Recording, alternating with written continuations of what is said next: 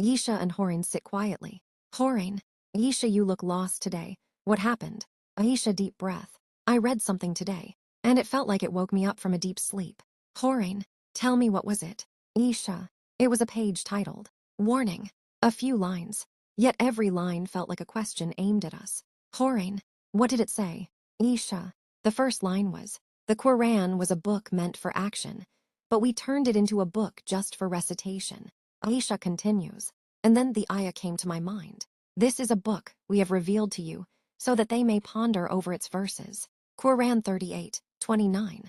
But we don't ponder, we only recite. Hoorain, that's so true. We read it for reward, but not to change our lives. Ayesha, the Quran came to guide living nations, not to be kept wrapped in cloth on a shelf. Ayesha, Allah himself said, indeed, this Quran guides to that which is most upright. Quran 17:9. Yet we ignore the guidance. Ayesha, then the next line said, dua was meant to be asked, but we turned it into a book. Hoorain, we memorize duas, but forget to speak to Allah with our hearts. Ayesha, exactly. And Allah says, when my servant asks you about me, indeed I am near. I respond to the call of the caller when he calls upon me. Quran 2:186. But do we really call upon him with heart? Ayesha, then came another line. It was a constitution for the living, but we turned it into a manifesto for the dead. Hoorain, meaning, Ayesha, the Quran was for guiding our living lives, but we recite it mostly at funerals and forget its role in our daily decisions. Ayesha, then it said, it was a book of knowledge, but we restricted it to scholars. Hoorain, yes, as if understanding the Quran is only for religious scholars, not for every believer.